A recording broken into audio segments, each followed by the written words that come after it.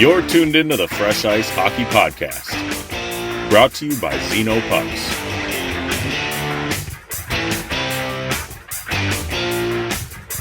Here are your hosts, Andy and Brian Matusi.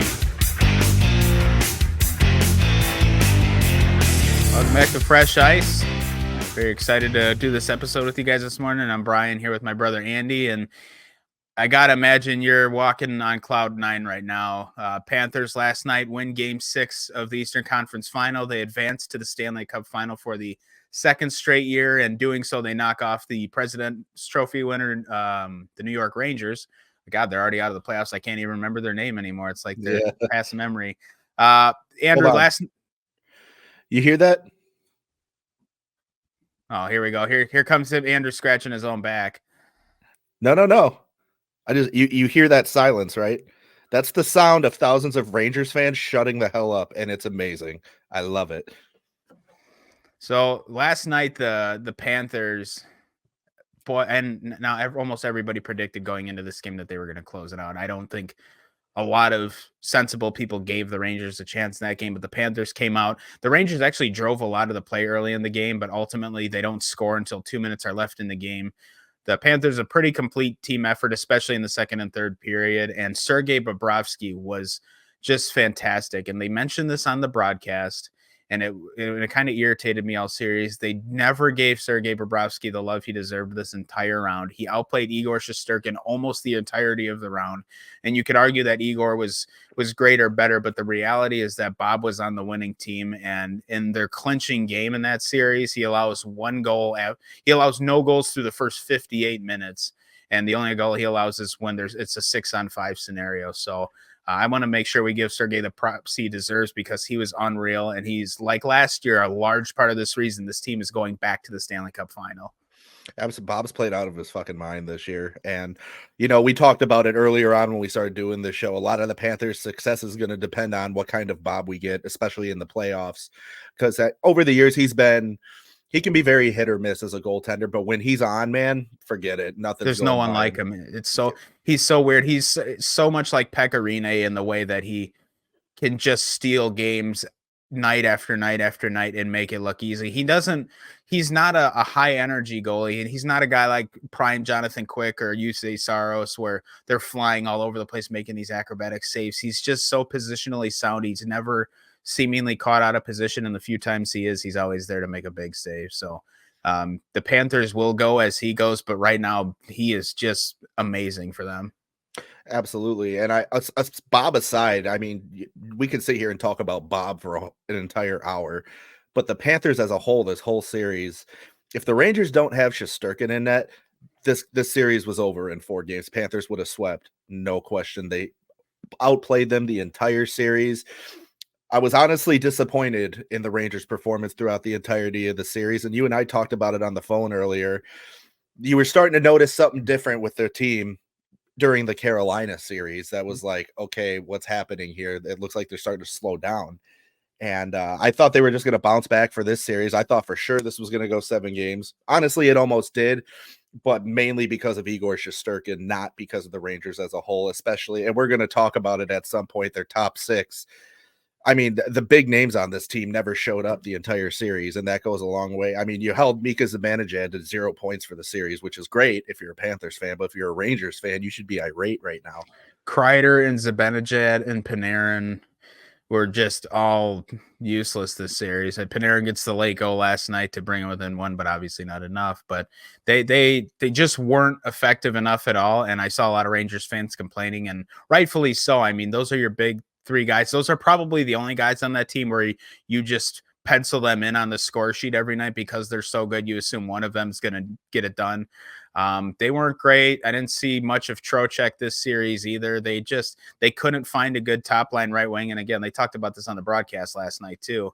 They couldn't find a good first line right wing for Zibanejad. It was him and Kreider and whoever they would stuff there. Last night they tried Wenberg and that didn't work. So the Rangers, after having probably one of the most complete seasons in recent memory, it just falls apart for them in the playoffs. I don't know where they go from here. I mean, all you can do is add more depth, but realistically, the depth wasn't even the issues. They had one of the best, most complete rosters, and their guys just stopped showing up. I know Bobrovsky was great, but a lot of these guys didn't even have great chances. And credit the Panthers' defensive play as a team, but Jesus Christ. Well, and you really got to credit the Panthers' penalty kill throughout the series too. They were on point the entire time. Yeah, they were insane.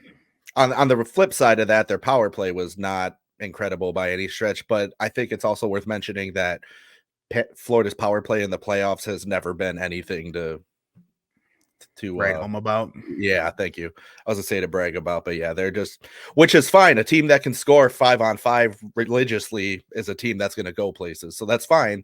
But I just, if there's one thing the Panthers I felt needed to work on, it was their power play for sure. Yeah, and again, and it's funny we say that because one of the the game 4 overtime winner is a power play goal, and that was about as textbook a power play goal as you can get. Nice tic-tac-toe passing goal, and that was great. Sam Reinhart also never looks excited, I've noticed. Yeah, he does. He scores that goal, sticks his arms in the air, smiles, and waits for everybody to mug him. I'm like, man, no. But you know what? He's as business as they come. There's a reason he scored 57 goals this year. He knows what he's doing. He's done it before. So not that he's not excited, but I think for him, his expectations are, yeah, you bet your ass I'm going to score. So I'll tell you what, for a guy who's due for a contract this year, he picked the right year to be hot. So yeah, the Panthers are going to have an interesting offseason, and we'll talk about it after the finals, because regardless of the outcome of the finals, the season will be done. So we can talk about them at a later point. For the Panthers, though, and a lot of shows have talked about this, no matter what it costs, and I know with the salary cap, teams lose players, the Panthers simply must lose whatever players they need to in order to keep Sam Reinhart. Good championship caliber teams always shed guys and make these tough decisions, even when they don't want to be in that position, but you have to keep your star players. And the best teams do that. You cycle out some of your guys and replace them with depth guys to keep your superstars. And I think that's what the Panthers want to do. I'm sure Bill Zito has no interest in losing Sam Reinhart. It sounds like Sam wants to really stay there, which I can't blame him. So I'm sure it'll work out for all sides. But yeah, the Panthers, between his regular season performance and his playoff performance, him, Sam Bennett, Kachuk, Barkov, all those are your big 4 right there. They all have to stay for this team to have sustained success. And Bobrovsky as well. I mean, obviously most of those guys are still under contract, but that's a group you just have to keep together. And I think the Panthers can sustain the success, and I'm excited to see what the next 2.5 weeks holds for them. I'm really excited about it. Like you said, you want to keep this group together. And the good news about that is we have Barkov, we have Forsling, and we have Kachuk, thank you, all the way through 2030. So that's a really good look right there. Now it's just time to lock down Sam Reinhart. You know, Bob's still got a few years left in his contract. Realistically, he'll probably retire at the end of that contract. I mean, he's up there in age. So this is probably Bob's last run. So again, just another reason why I want the Panthers to win the cup. And they're going to win the cup. Remember, several months ago on this show, I said, it was way before the playoffs started. It was like right after the trade deadline, I'm pretty sure. Yeah, I said the Florida Panthers are winning the Stanley Cup. They haven't done it yet, but so far I'm not wrong. And I should also point out, oh God, I did that sketch. What's up, brother? I should also point out that my East bracket is still perfect. The only thing I got wrong in the East bracket thus far was the amount of games in the Florida Tampa series. I predicted that to go 7 games and only went 5. Other than that, I'm dead nuts on right now. That's fucking crazy. My West bracket, but well, my whole bracket was annihilated now that the Rangers are out, which is okay. I mean, I mentioned before I had no interest in the Rangers winning. I just figured with how good they were and how hot they were all season, I just figured they were a slam dunk choice, but wasn't meant to be. My feelings aren't hurt. I don't, I'd much prefer the Panthers. I think the Panthers are the more fun team to watch. They're faster, probably more talented. They're certainly more physical and nasty. And in the West, I'm biased, of course, because I don't like one of the teams in the West final, but it's still, that's been a great series too. And we'll get to that in a minute. But yeah, I absolutely wanted to give the Panthers their flowers. A fantastic showing in the conference final. The past 2 years in the East finals, the Panthers are 8-2. So They just look like they're on a mission. Barkov and Aaron Ekblad last night both said the team's as healthy as it can be. And so it's really hard to envision a scenario where they aren't doing the thing in a couple weeks. Yeah, Brian, I'd like you to not root for the Panthers in the final because both times you've picked teams to beat the Panthers this postseason and you were wrong. So don't root for the Panthers. Well, I picked teams to beat them, but I've been cheering for them the entire time. I cheered for them against Tampa. I definitely cheered for them against the Bruins and the Rangers. And so far so good.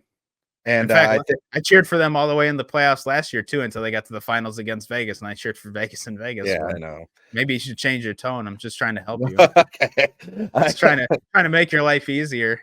All right. Well, thanks so much. The Panthers are doing that on their own, though. So I think we should also give a lot of credit to Paul Maurice as well. That stat you shared with me earlier, apparently pull it up. I'm going to read this because I think it's worth mentioning on the show for sure. What was that? A messenger you sent that to me? I don't know. This is great radio right here, though. Yeah. Well, good thing we're not on the radio. I don't even remember what I sent you. Oh, yeah. Go for it. I got it. Paul Maurice of the Florida Panthers is the second head coach / manager in MLB, NBA, NFL, NHL history to take over a team that had gone 25 plus seasons without reaching the final and then reached the final in each of his first 2 seasons with the club. The other was Steve Kerr with the Warriors. Now, some of you that listen might not be basketball fans at all, know nothing about it. Steve Kerr and the Warriors have been a match made in heaven. And it's kind of fallen off the wagon a little bit lately because the players are getting older. But that first 5 years under Kerr, the Warriors were an unstoppable force. I mean, they were a lock for the finals every year. So very impressive feat. Paul Maurice, it's funny when he was hired as the Panthers coach, I remember you and I were talking, Andrew, and you were just not at all. Yeah, you hated the hiring. They had just lost Quenneville because of all the trouble he got into. And then Brunette, they finished the season, a really good offense. They don't get it done. And then they bring in Maurice. And it was somebody else I forgot what show I was listening to, but somebody else mentioned that after that great season under Andrew Brunette, Bill Zito just decided that kind of hockey, the high flying offense, wasn't going to be what made the Panthers work. So they overhauled everything, focused more on defense. They bring in a coach that's got a great defensive mind. And I mean, you could argue outside of the injuries in the first half of last season, the Panthers have been the best team in the league the last year and a half. They really have. And I really feel shitty for not giving them credit at the start of the playoffs.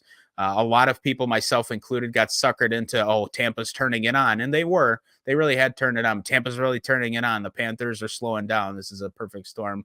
Forgetting to follow my own rule and everybody's rule that the playoffs are a different animal and it's a completely fresh start. So my apologies to the Panthers and their fans that I did not get them enough credit at the start of the playoffs, but they've certainly delightfully proven me wrong. And here they are on their way to the final. And I would like to offer my apologies to Paul Maurice, who has no idea who I am, nor will he most likely ever know who I am.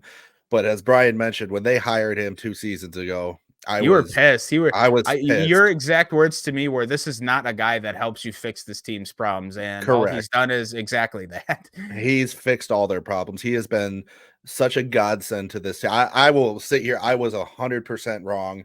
And I am so grateful to have him as the coach of the Florida Panthers. The players love him. The fans love him. He's so good with dealing with and addressing the media.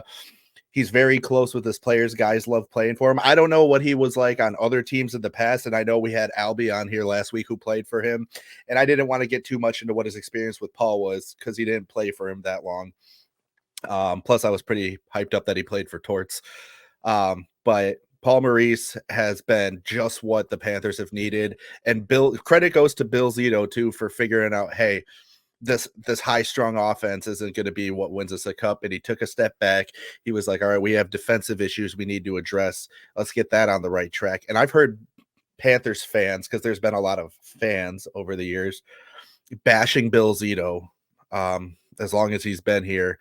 Bill Zito was never the problem. And I think he's only done good things for this team. I think he's outstanding. He cares. That's the biggest thing, is he cares. It's not, it's a job for him, but it's his passion. Like, this is what he lives and breathes, and it's showing on the ice. So Again, I was wrong about Paul Maurice, and I'm sorry for that because he's been great, and Bill Zito's done a hell of a job as well. Regardless of the outcome of this Stanley Cup final, if you're a Florida Panthers fan, just enjoy the run because this is absolutely insane. Well, and I think it's a good point you say, regardless of the result. Listen, the GM's job is to build a team that can succeed in the playoffs. He's done that. The team's made it to the Stanley Cup final. The onus is on the players and the coaches to get it done now. Yes. I think it took a lot of balls for him to take a team that finished with the best record in the league and say, yeah, this still isn't good enough, and roll it back and kind of not. He didn't tear it down and rebuild it, but he restructured the team. He kept the good pieces in place. They bring in Matthew Tkachuk, which was, in hindsight, one of the best trades of probably the last 20 years. I mean, that was an unreal trade. A lot of people thought they got fleeced on the deal. Tkachuk was pretty good, but Huberdeau was coming off a career year. Weegar had a really great year. But again, they lose Huberdeau and Weegar, who both had horrible first seasons in Calgary. They both had a little bit of a better year this year. But Tkachuk has been outstanding for the Panthers. He's been extremely good in the playoffs. Last year he had so many clutch goals for them. He's just a really good player. He's developed into one of the best players in the league now. So I think you hit it right on, is that so much credit needs to go to Bill Zito. And again, I know fans are always apprehensive when a team tears down and tries to redesign themselves after finishing with the best record, but there's a reason he's the GM. He's got the mind for the job, and look where the Panthers have been since he did that. So they bring in a great coach, they bring in a great superstar player, and they just look unstoppable now. Well, and I just want to say regarding, that's another thing I was wrong about, was the Tkachuk trade, but I think everybody was wrong about that. I remember where I was, what I was doing when I saw that Huberdeau got traded to Calgary. Sorry, I'm having a rough morning. He got traded to Calgary, and I was laying in bed. I was getting ready for bed, and my wife was in the living room, and I was like, you got to be fucking kidding me. And she was like, what? I was like, the Panthers traded Jonathan Huberdeau to the Flames for Matthew fucking Tkachuk. I was like, that even then I was starting to doubt Bill Zito at that point. I was like, really, dude? That's the fucking trade you make out of any return you could have gotten for Jonathan Huberdeau, who I should also point out was only as good as he was on the Panthers because he had Barkov feeding him every pass he ever saw. So that's an important thing to point out. But I was one of the guys who was like, wow, we got fucking hosed on this trade. I actually thought they lost that trade because when they traded Mackenzie Weegar. I'm like, wow, he's such a good defender. What are they going to do without him? That looks stupid in hindsight. No, that was my serious reaction. When they made the trade, I was like, Huberdeau for Tkachuk isn't horrible. He wasn't this great, but I'm like, Tkachuk's a gritty guy. You kind of need that. You have high end players like Barkov on the team, like Ekblad. You want somebody a little nastier that can help kind of protect them on the ice and still score. And that's what Tkachuk brings. That's what he brought on the Flames. But I'm like, and Mackenzie Weegar had just had a good season with the Panthers. I'm like, I don't know if you want to give up a guy that can defend that well. Well, clearly it worked out okay for the Panthers. So I think everybody probably misjudged that trade. There were very few people that were like, this is a slam dunk win for the Panthers. And to those of you who thought that at the time, congratulations, because you could not have been more right. Yeah, trust me, I'm glad I was wrong. And Matthew Tkachuk, I'm glad he's with us, man. Yep. All right. So now I want to move on here. I'm going to talk about the Oilers and Stars in a little bit, but there's a couple things. When we had Albie on last week, we didn't get to do any news stuff. So we're going to talk about some stuff that's a little older. But before we do that, I want to take a moment to congratulate PWHL Minnesota for winning the inaugural Walter Cup. Yes, beating Boston in Game 5. It was an incredible series. There's some really good hockey. All playoffs long, all the series were good, but this final was really good. Of course, that dramatic moment in Game 4 of Minnesota, Minnesota wins the game in double overtime. Goal gets called back after the players had already thrown all their gear on the ice and been celebrating. And Boston comes back, wins that game after the goal's overturned, and Minnesota goes into Boston and takes Game 5. But just an incredible inaugural season. The attendance numbers for the league were very good. There's already talks of expansion. I know Pittsburgh is right at the top of the list of a group that wants to. The owners of the Penguins want to bring in a team there. Let's go Cleveland. So there's good growth for this already, and I don't want them to get too ahead of themselves, but I like that the attendance numbers are good. The product on the ice I thought was very good. The one thing, and they did this perfectly, is they made the games easy to watch. The biggest issue with having growth for this game in general, but for this league especially, is it needs to be easy to follow. And if not for the fact that the NHL was the biggest hockey league on the planet, they probably would have more issues with this. But the NHL makes it a pain in the ass to watch games. It's a little better now with ESPN Plus, but the PWHL had offered all their games for free on YouTube to live stream, and that helped with viewership. It helps generate that ad revenue. And I just thought the league as a whole did really good this year. Obviously, I was very happy that the Minnesota team won. I love the playoff performances from Taylor Heisey and from Kendall Coyne. I thought Grace Zumwinkle had an incredible year as well. Lee Steckline was great, but she's always been great. She was one of the defenders on that Olympic team from 2018. But they got great goaltending performances all year from Maddie Rooney and Nicole Hensley, and just a really complete effort from that group. And certainly wanted to congratulate them because it was a really fun season to watch. And the PWHL has mentioned that next season there will be more games. They're going to go up from 24 games to 30 games, and the season is going to run, I think, from November to April is when it's going to run, which should, I believe, align with allowing the season to finish before the Women's World Championship start. I believe. I could be wrong on that, but yeah, so that'll be cool. But it was just a great inaugural season, and very happy Minnesota won it all. As am I. So I'm looking forward to next season. I'm looking forward to seeing what the team names are. But, yes, I'm excited. Very excited to see what they are. I'm tired of calling them by their city names. It's cool, but I want them to have names. It's going to happen around mid-August, and we'll cover that when it happens. Yep, and we'll talk about this more at a later date. With that, because you and I have discussed taking some time off in the summer during the dog days of the off season, so mid to late July and early August. But when they do that reveal, we'll definitely do a show. But we'll talk more about the off season stuff at a later point. But just wanted to give the Minnesota congratulations, because that was a hell of a series, and it was as a person I've been following women's hockey probably since about 2016. So watching someone like Kendall Coyne, who I've been cheering for quite a few years now, be the captain of the first Walter Cup winning team, and got to see her when she was a gold medal winner with Team USA. It was just all really cool. It was kind of a nice full circle moment, and of course for those ladies, an absolutely all-time moment. So yeah, I'm like you said, I'm very excited to see where this goes, and now we get to play as Minnie gonna go back to back. That's God, I hope they do. Well, yeah. one of the Minnesota hockey teams has to win, because fucking the other one doesn't do anything. So it sure as hell ain't the Wild. Yeah. I told my wife, I said, boy, the Wild need to figure out how to do that, because when they, in game 4, when they scored what they thought was that double overtime winner, that building went fucking nuts. I'm like, can you imagine if the Wild did that too? That's the same level of energy you're getting there. I mean, the crowd went fucking ballistic, and people were crying in the stands, jumping all over each other. Oh, you just switched us around. Yeah, it was bothering me. Sorry. Oh, man. For those of you not watching the video and only listening on audio, Andrew flipped our camera displays around on the stream, so it just fucked me up. Thanks, man. Sorry. No, it was so I could still look at my camera, then look straight down at you, as opposed to looking up at my camera and then over here at you. See, and I was the other way around. When we were flipped around, I was looking straight over my camera at you, and I got to look to the right. That's okay. Sorry. So anyways, let's move on here. You're wearing a Cleveland Monsters hat, and and sweatshirt. Yeah. The Monsters and the Admirals, both our favorite AHL teams, are in the conference finals in the AHL. Unfortunately, they're both down 0-2. Yeah.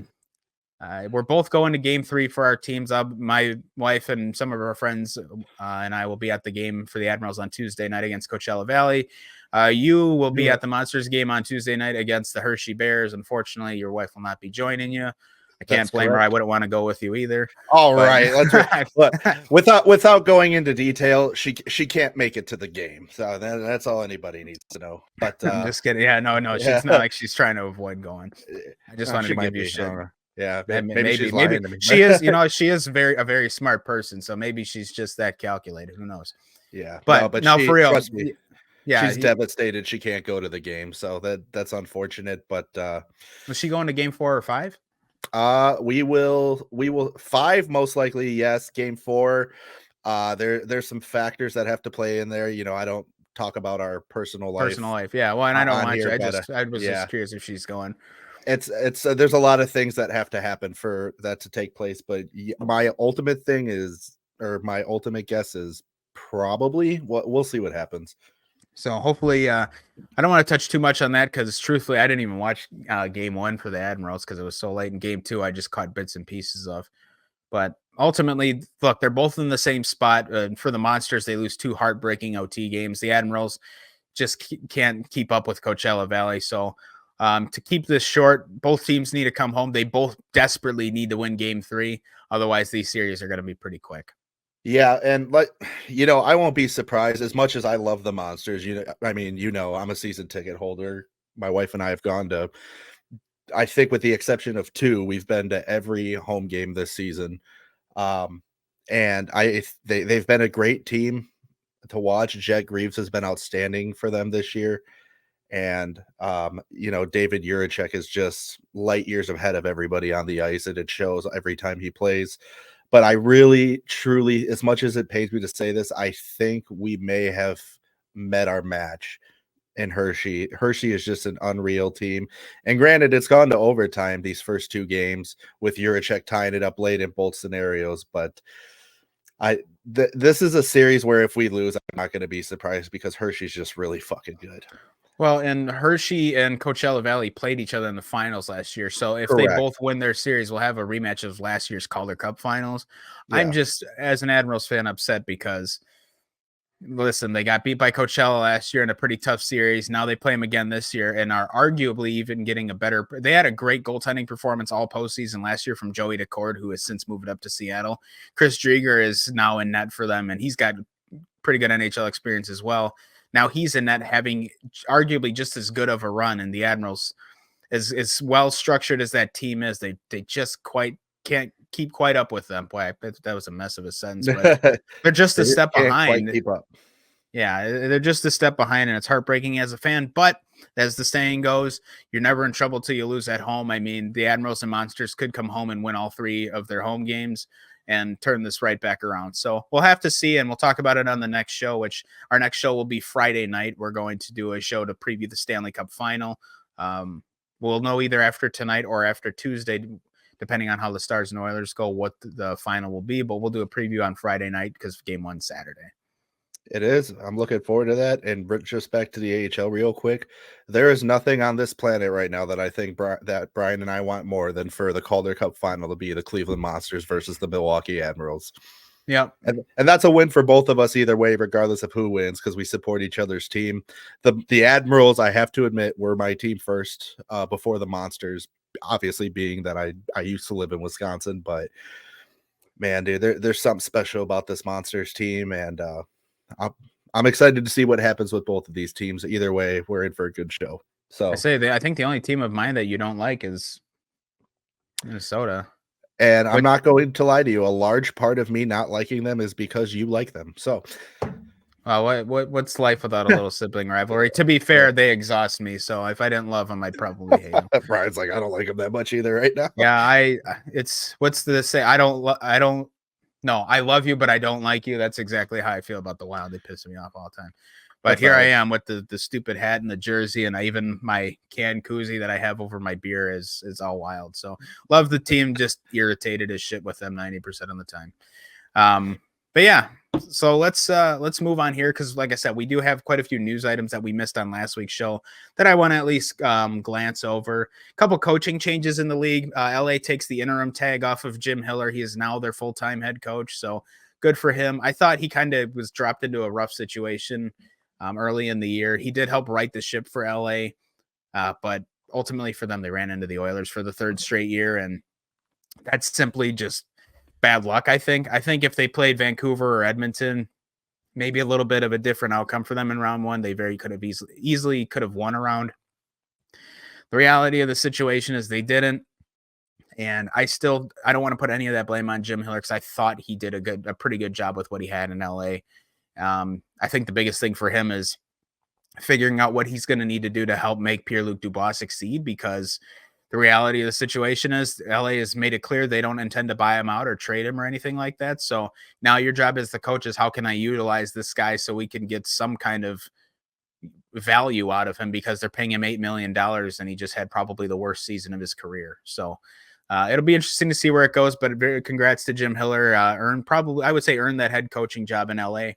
Let's see, let me look at my list here because like I said, there's a few things we missed. Another one is Sheldon Keefe decides to jump right back into coaching, picks up the job in New Jersey. I think that's a good fit there. Kind of a similar situation to what he came into when he started coaching the Leafs. A young team with a lot of young talent, a lot of really good players. I mean, he came into the Leafs. They had Austin Matthews as their superstar. The Devils have Jack Hughes, who he started the season on a 3-point a game pace before he got injured, which was just insane. So it'll be interesting to see what they do in Jersey with Keefe. I'm really excited. I'm interested to see how their offseason goes, but there's a lot of weapons they have there. Jersey's biggest thing is going to be figuring out what to do in net because they have a pretty good young forward group, and they have some good defenders. I mean, obviously, I think they could probably bolster the back end a little bit more, but the big question for them is what they can do in net. They have their coach now. I'm excited to see where Jersey goes. Yeah, I'm kind of on the fence with this signing, with the hiring, I should say. I do think it was good to get, on the least part, to get rid of Sheldon Keefe, and I think it was mostly good for Sheldon Keefe too. It was kind of the same redundant shit year after year for him.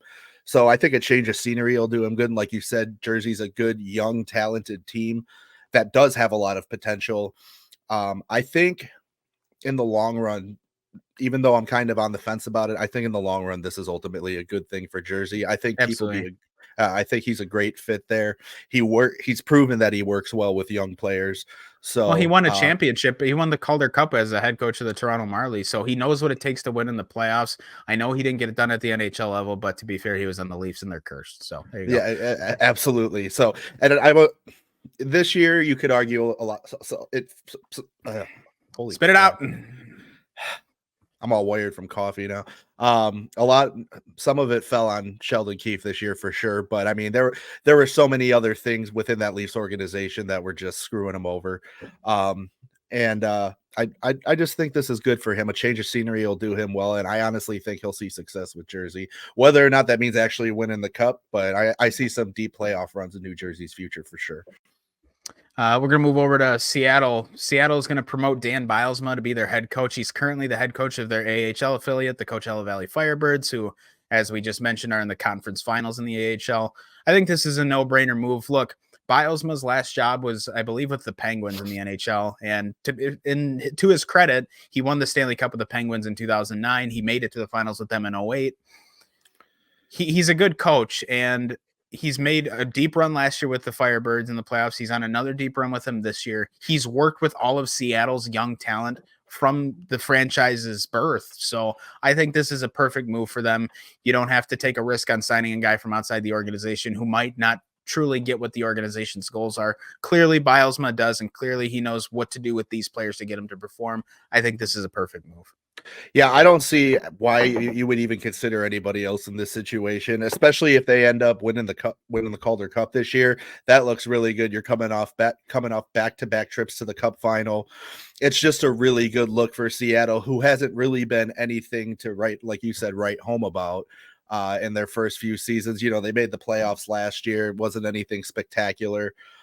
They're definitely not. I never liked Dave Haxtell as the coach. No, when they announced he was going to be their first coach, I'm like, that just screams that you couldn't find the guy you wanted. Exactly. And I said almost that exact same thing to you when they signed him too. I was like, this is who they're going with. And there were multiple good coaches on the market at the time too. That's what blew me away the most. But this is a great move for Seattle, and Seattle's got some good players on it. I think they just need the right coaching fit, which I think they found here. I'm sure he'll have success. Might be a few years before we start to see anything spectacular out of them, but we'll see. And if Chris Drager can make his way back up to the NHL, that would be I think that's a good look for Seattle as well, because he's actually a very talented goaltender. He did very well when he was on Florida as the backup. I like him a lot, and but hopefully as much as I don't want Coachella Valley to move on, hopefully he sees some success down there too. Hopefully he can pick up a cup. Well, and I think there's a really good chance of that, first of all. But I think, Yeah. look, I think Drieger's ceiling is probably an NHL backup. And look, for Seattle, there's no question that Joey Decourt is their guy for the goalie. Yeah. No doubt about it. He was insane in the AHL last year. He had a really good season this year. I mean, there were some blips on the radar, but he's a young goalie. I think there's no doubt that's the guy there. But I think the Kraken are doing this the right way. And the bottom line is they got irritated with the lack of success, and they saw what Vegas did, and they wanted to work for them. I think they were realistic in knowing that it was not going to work out the same exact way it did for Vegas, but I think they've got enough pieces there where the next step is bringing in some star talent, and there's going to be a good free agent class this summer. There's a lot of good names that could be available. So I think Seattle could be one of the more fascinating teams to watch solely from the fact that they're bringing in a championship caliber coach. They have a really good young goalie. They have a lot of great depth pieces, and they have some pretty good mid-tier to high-tier players. They just need some bona fide superstars. I think they want Matty Beniers to take another step, and I have no doubt he will. He's a great player.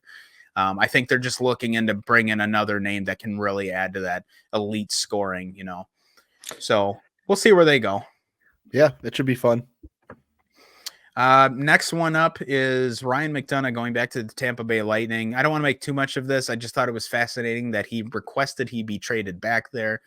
Had a really good season in Nashville, and Barry Trotz made it pretty clear, no hard feelings. He wanted to go back there. He made it clear from the outset his family loved it there, so he's going to go back to Tampa. I think that's a great look for Tampa Bay. They're going to bolster that back end, which is already one of the best in the league. So I'm depending how Tampa's offseason goes with getting Stamkos to re-sign. If he does, I think we could be looking at a Tampa team that's really dangerous again next year. Yeah, and I think it's worth noting too that McDonagh is fortunate enough to be a good enough player that can request a trade, in the sense that, one, the team will agree that you're on will agree to trade you, and two, that the team you want to go to wants you back. So I think that that's a good thing for McDonagh. That goes a long way in the NHL. I personally think he's a better fit in Tampa Bay. When I think Ryan McDonagh, I think Tampa Bay anyway. So I think it's good for him. I think it's good for his family. And I have several fans or friends that are Bolts fans that are over the moon about it to see him come back. So I like I said, I just didn't think he was. I don't want to say he was a bad fit in Nashville. It just he was a great fit in Nashville. The team just isn't ready to compete yet, and McDonagh wants to win. That exactly. That's where I'm trying to go with this. It's just he was too much of a high caliber guy for them. I guess is the way I would put it. Not so much in the sense of he was their star player, but more in the sense of, like you said, he wants to win. That is the only thing on his mind right now. He's the kind of guy and I've used this phrase before. He's one of those guys in the playoffs that pushes the needle. He's one of those guys that takes you over the top. He's not especially flashy, especially in the regular season, but he's super stout defensively. He's very rarely the guilty party on a goal against. He's just a really sound defensive player. He's got actually a pretty good shot. He can quarterback a power play. He's a great penalty killer. And he doesn't take stupid penalties. Yeah, he's a great utility guy. He's the exact kind of guy you want to bolster your playoff roster.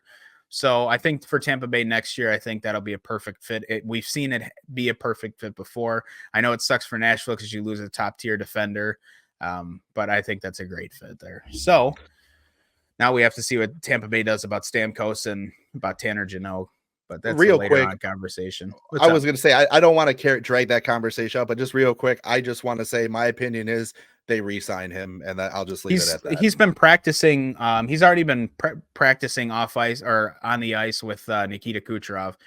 Since their season ended, he's already been renting out ice for him and Kucherov to practice. And so my guess is he wants to stay there. I imagine he takes a pay cut now solely for two reasons. Look, he's already in his mid-30s, but the salary cap's going to be tight. They just brought McDonagh back in. I got to imagine if he truly wants to win, and I know he does, I imagine he takes a pay cut and stays there. It doesn't make sense for him to go anywhere else. He's played his whole career there. There's no guarantees you win if you go somewhere else. And Tampa Bay's roster is constructed perfectly to win a Stanley Cup. Honestly, if not for the fact that they had to play the Panthers, I think Tampa Bay we'd probably be talking about them being in the finals. So yeah. I mean, really, they're just an incredible team. So I think Stamkos stays. I think you're right on the nose. You hear all these speculations on the talking head shows, but there shouldn't be. I think he stays there. Well, I would say it's all just bullshit speculation, people trying to get viewers and listeners for their show. I mean, Like you and us. I are no, we the one thing about our show, and I'm not patting us on the back, is we come on here and we say what we truly think and believe. We don't, nothing we say is to try and gain viewership, right? We're just out here throwing our opinions out here, and that's all you're ever going to get from us on this show. So, but anyway, I digress. I didn't want to stay on Stamkos too long. I just No, wanted to that's throw that fine. out. I just, I think you're right on the money with that take. I think he's staying. Yeah, Now we're going to talk about something that you and I both have a vested interest in. Well, first, I want to mention the fact Don Waddell is out as the GM in Carolina, which is funny because I had just mentioned that he had some big decisions to make this offseason. I did not think it was going to be with a different team, but here we are. He's no longer with Carolina. Eric Tulsky steps in and takes over as the GM, at least in an interim position. It sounds like they want to still search for a full-time GM, but Don Waddell now signs with the Columbus Blue Jackets, takes over as the president of hockey operations and the general manager for the team. He's also the team's alternate governor, and apparently he's going to be the president of the arena, which I didn't know that was a thing. If I understand that correctly. Yeah. So great for Don Waddell. He's going to wear a lot of hats for the Blue Jackets, but he's a guy that can build a great team. He built that great Carolina team. I know they didn't get over the hump, but he can build a good, strong team. This is exactly what Columbus needs. Yeah, we talked about this on the phone earlier too. Speaking of which, I think it's funny that we started a hockey podcast because we always talked on the phone about hockey, and now that we have one, we're still always talking on the phone about hockey. Yeah, but no, not at all. But I think this is a great move. To our conversation earlier before the show, that you're going to see some big changes as far as Columbus's performance over the next few years. I think we're going to also see, and I'm hoping this is the case, as a Cleveland Monsters fan, their prospect pool is absolutely incredible. I think a lot of those guys that we saw on Columbus that were called up near the end of the season because of injuries and stuff, I think you're going to see quite a few of those guys on the team at the start of the season. And I'm talking like, first of all, the big one, and we'll elaborate on this in a second, is if Elvis leaves, you're going to see Jack Reeves coming up, no question. He's been great. You were going to leave with David Jiricek. Well, I'm getting there. Jack Reeves is coming up. He'll probably be the backup, and that's fine. But he has stood on his head all season in Cleveland. And remember, anything I say about Cleveland, and this isn't for you, this is for people listening. I've been to every home game this season. My wife and I are Monster season ticket holders, so I know the Columbus prospect very well. Jack Reeves will, I guarantee, be on the team. I don't see any situation where David Jiricek doesn't start the season on Columbus Blue Jackets. There's no reason he should even be down in Cleveland right now. I'm grateful he is because he's been helping us out a lot of playoffs. But when you watch David Jiricek on the ice in an AHL game, he's light years ahead of everybody else on the ice. He is an NHL caliber defenseman. He's fast. He's smart. He doesn't take dumb penalties usually. Every once in a while, there's one in there, but what player doesn't? But he's just such a sound defenseman, and he's been such a key part to the Monsters' success this year. And I think Columbus wasted the opportunity for themselves. Not that they were going anywhere this year, but he's a guy that should have been in the NHL all season, in my opinion. For what it's worth, and we talked about this earlier in the season, is like, what the fuck are the Jackets doing with him? But in hindsight, you look at it, look, the Jackets weren't doing jack shit this year. It was probably better for his development that he was playing top pairing minutes in the AHL and developing his skill rather than getting his shit pushed in every single night in the NHL because the Jackets were such a mess this season. So I think it's probably better for his development. Now, to your point about Columbus and being structured way different going forward. Look, they have first of all, they have the Russians, Voronkov, Chinikov, and Marchenko. They have those three incredible players. They have Johnny Gaudreau. They have Adam Fantilli. They're picking 4th in the draft this year. They have an opportunity to really turn this around in a hurry. I think if they can get a fully healthy season of Zach Werenski, that'll go a long way. Absolutely. There's a ton of good pieces there. I think Daniil Tarasov is still the guy they want going forward for the net.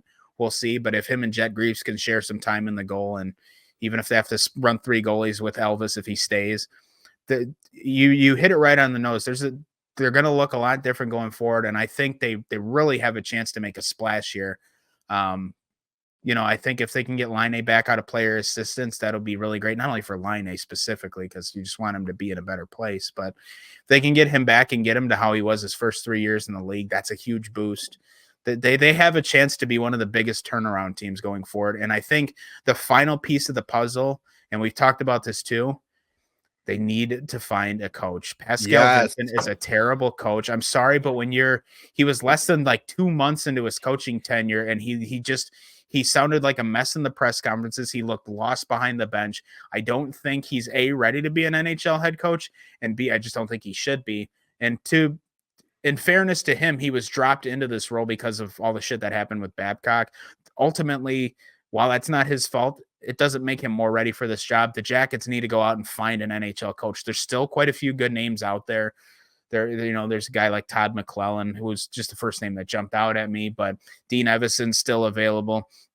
There are some coaches still out there. I couldn't believe Evason didn't take the Winnipeg job. I thought for sure he was going to take that one, but there's some good names out there that the Jackets can still go after. I would really be disappointed if we get to training camp and Pascal Vincent is still the coach of this team.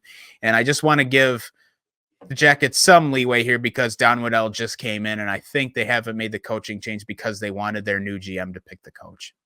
Absolutely. But with that being said, that should be priority number one for him. I mean, if that's me coming into that organization, that's my first priority. It's probably why I'm not a GM. Well, there's probably a lot of reasons I'm not a GM, but in the grand scheme of things, that needs to be priority number one for the Blue Jackets is find not just a new head coach, but a quality head coach. Because as you mentioned, Pascal Vincent is not it. And I think if you don't get a coaching change here, any other work that Waddell does right out of the gate doesn't matter. I think it's going to rely on coaching right now too, because that was such a big part of the problem last year.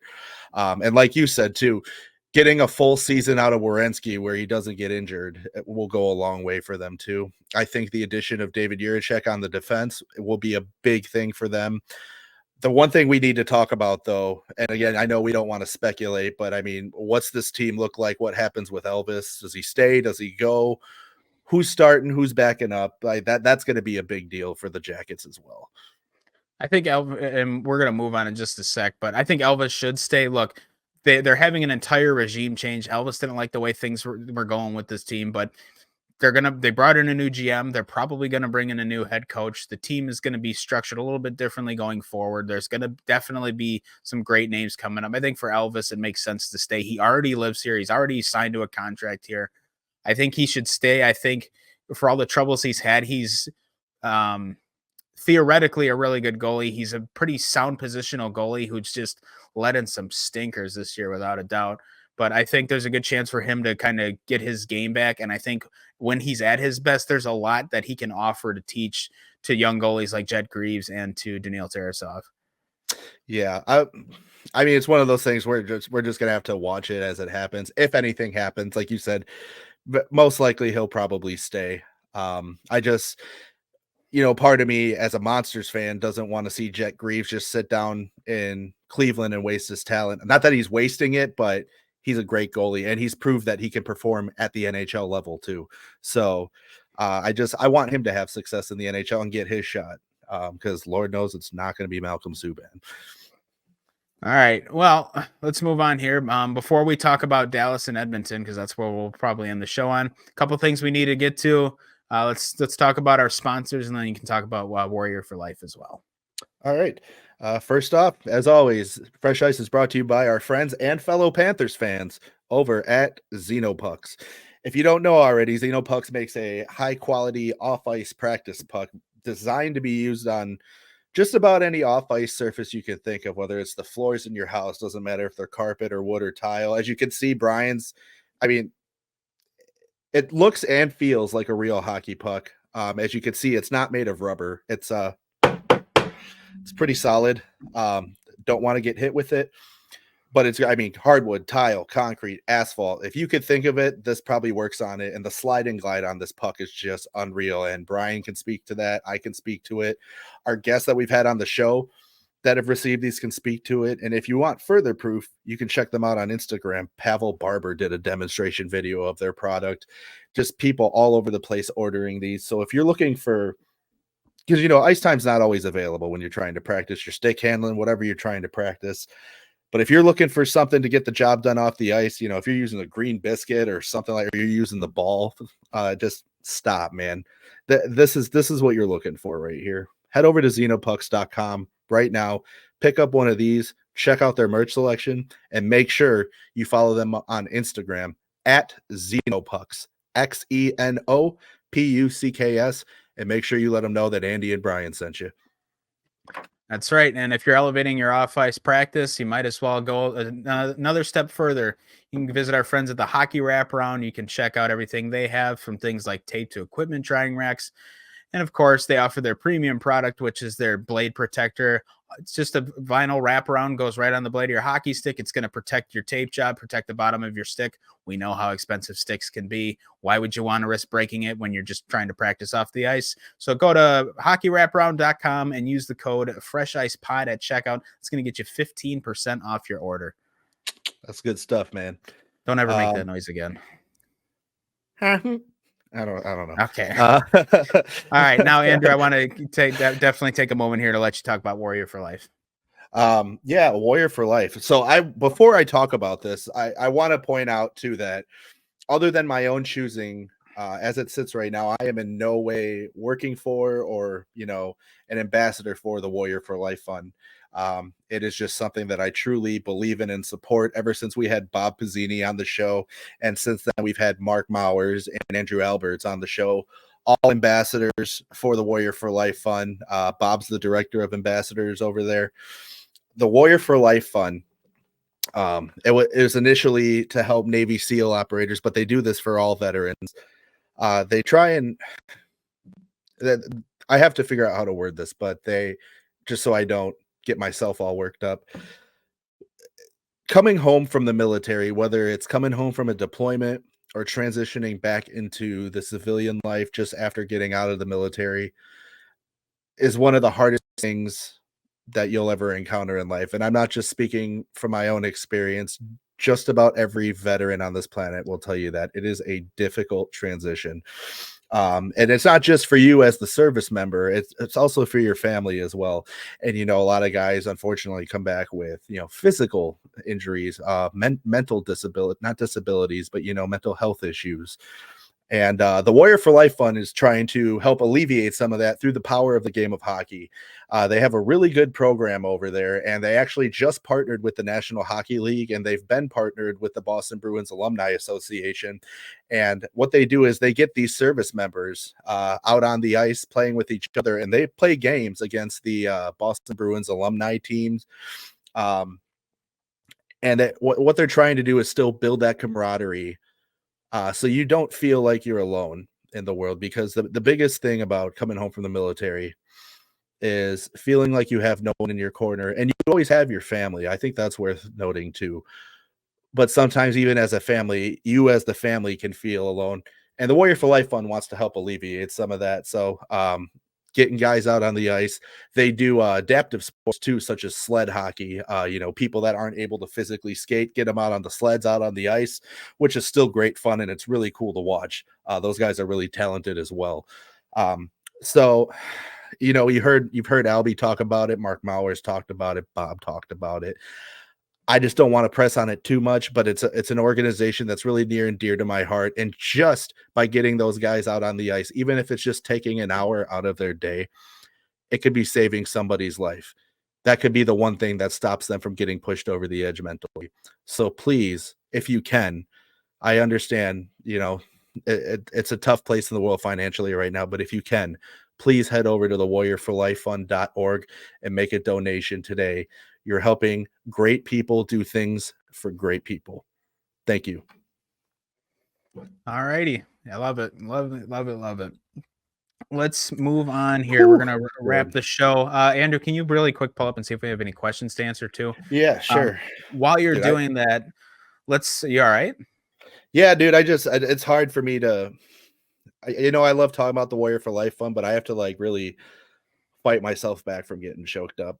You get it though. You serve, exactly what those guys are going through. I think it's perfectly normal to feel the way you do.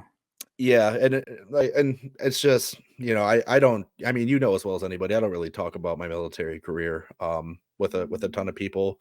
So to have to, and it's mostly not just because not that I don't want to talk about it. It's just a lot of it's nobody's business.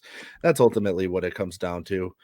Um and I'm not one to put this out there either, but if you see a veteran on the street and you want to talk to them, just be respectful.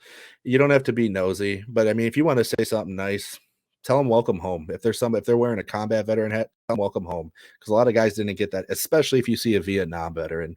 That is the most underappreciated era of veterans, and they didn't get treated well when they came home. But any veteran you see, tell them welcome home.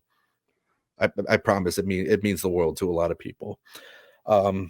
As far as our questions go, hold on, it's loading right now. All right. Well, while that loads up, we're gonna just quick talk about Dallas and Edmonton. We'll close the show on that question. Yeah. Look, Dallas and Edmonton. I think if you told somebody going into Game 6 that the Oilers would be up 3-2, I think they'd probably laugh at you.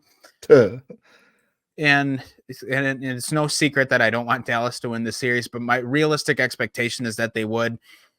The forward group is amazing.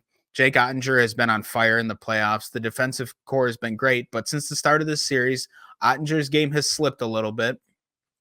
Tanev's gotten injured, and really, with how much, and Ryan Suter has really not been effective this series. Dallas really only has 3 defenders going right now. Ottinger's not at the top of his game, and they're not shooting out the lights like we know they're capable of. So it's kind of been a perfect storm of shit that can go wrong for Dallas, and it's resulted in the Oilers being up 3-2 in this series with a chance to close out at home tonight. Truthfully, I would like a 7-game series out of this because this has been such fun hockey to watch. But I do think, given how much everything snowballed against Dallas, I'm going to say that regardless if it's 6 or 7, I'm going to say the Oilers do end up closing this out, and that we'll get a Panthers versus Oilers Stanley Cup final. That's what I'm hoping for. But aside from what I want to see happen, I'm agreeing with you 100%. I say this ends tonight. Edmonton's shutting it down. I mean, at this point, anything else is just dragging the series out, trying to prevent the inevitable. Regardless of if they win tonight, Edmonton still takes this series in my book. At this point, they're the better team. They are, and it's really starting to show. So Stuart Skinner's really turned it on for them too. I've liked his play, but like I said, for Dallas, it's almost kind of stunning because it's as much as it was coming together all at once. Now it's all falling apart at once. Suter's play slipped. Like I said, Tanev's hurt. Those were 2 guys they were really counting on in a depth role. You know what you're getting out of Heiskanen and Harley and Lindell. So I don't think. And even Heiskanen has had some moments where I'm like, Jesus Christ, that's one of the best defenders in the league, and he's a mess out there. But we'll just have to see what happens. I was not at all expecting the Oilers to win this series and have been pleasantly proven wrong to this point. So we'll see what happens. And it's funny that you were talking about that, because that actually directly ties in to our question from our viewer. Oh, sorry. Went to the wrong page. It comes from our viewer, Kevin in Idaho. Not gonna lie, I didn't know anybody lived in Idaho. No offense. Sorry, Kevin. Andrew just completely destroyed this question by dunking on your state. What a nice guy. I'm not dunking. I just never met anybody from Idaho, so I haven't either. That's cool. Yeah, that's Kevin not how I would have phrased that. Kevin in Idaho says, maybe we should have done this question before we just spoke on the series, but do you think Stuart Skinner has what it takes to pull off a win against the Dallas Stars and hold his own in the Stanley Cup final? I'm going to answer that in 2 parts. First of all, I think he's got what it takes to pull this off. Skinner has shown throughout his career that when he turns it on, he's one of the best goalies in the league. The problem is it falls apart on him out of nowhere just as easily. But when he's going, he's among the best. He's a really weird goalie. He's extremely high or extremely low. And right now he's feeling himself. He's in a great mood. He's seeing pucks really well. I thought the Oilers defense have really stepped it up in front of him. To counterpoint that, now that we know who the East team is going to be, we know it's the Florida Panthers in the final. I don't think either of these teams has what it takes to beat the Panthers in the final. And that's not a dig at either of them. The Panthers have just shown that they are the most complete team from top to bottom. They defend as well as anybody. They can shoot the lights out. They're getting otherworldly goaltending from Sergei Bobrovsky, especially right now. I think Stuart Skinner could easily steal games if they make the final. I think, it's not out of the realm of possibility the Oilers could win the final. Given that they're playing the Panthers, it's really hard for me to see a scenario where they can put it together and win 4 out of 7 against a team as good as the Panthers. So as much as I think that Edmonton ultimately does pull this series out now, despite my initial pick, I do not think they'll make the finals. Or I don't think they'll win the finals. Sorry. I think they're going to make it. Yeah, I think they'll make it. I just can't imagine. I just can't imagine them beating the Panthers. I can't imagine Dallas beating the Panthers either, especially if Suter's playing like this and Tanev's banged up. I don't know. It's starting to look like one of these teams is a team of destiny, and it's not a team in the West. Yeah, I think you made some really good points there. And I'll say, as far as him as Edmonton winning the series, yeah, I think Stuart Skinner, it's a lock at this point. And I think he's been very good this series, and it's really shown. To Brian's point, playing the Panthers, it doesn't matter who you put there. I think the Panthers are going to run them right over. I mean, that, like Brian said, the Panthers are the most complete team, in these playoffs, in the league, really. It doesn't matter. You can put anybody in net. It's not going to matter. Panthers are going to run right over whoever they play. Well, look what they just did to Igor. Exactly. Exactly. And look what they did to Vasilevsky. Well, that's what I'm saying. Nobody is stopping the Panthers. Now, of these two teams that are still left, I think Edmonton has the better chance than Dallas does. Connor McDavid's really gotten going for them. He's really gotten going for them now. Well, and on top of that, like we said, Ottinger's slowing down. And on top of that, the Tanev injury is a huge blow to the Dallas team. Because, I mean, Tanev was a great fit. That was a great trade deadline acquisition, which you predicted. Could tell. Go ahead. I was saying, you predicted that acquisition before it even happened. I know Tanev's still playing through the injury. There's no doubt in my mind he's at like 30%. He just... Oh, yeah. Doesn't look great out there, and it's like I said, it's a perfect storm of shit that can go wrong, and that's going wrong for the Stars. But to circle back to Kevin's question, I think Skinner is capable of taking the Oilers past. I just think, given that we know who their opponent's going to be if they make the final, I think it's very hard to imagine them beating the Panthers. Now, that can all change because, again, the Oilers' power play is like 40% right now. Their penalty kill has been perfect in the Western Conference Final, 25 for 25. Which is unreal against a team as lethal as Dallas. But I think they're more than capable of it. It's just really hard to envision in my head when you look at what's on the other side. Yeah, like I said, I mean, whoever wins this series, this is your last series win for these playoffs. It's pretty much who's going to lose to Florida in the Cup final. That's what we're waiting to see here. Boy, I don't even think we need to do a Stanley Cup final preview show anymore. I'm just teasing. Thanks, Kevin, for the question. I appreciate it. I'd like to point out real quick that I was like, this question came in at least into our inbox at 4:32 this morning, and I was like, wow, the dude was up early, but he's in Idaho, so I think he was just up late. And he said, but yeah, 4:32 this morning that question came in. So Kevin, thanks for listening to the show or watching it, whatever you do. Thanks for your support and thanks for the question.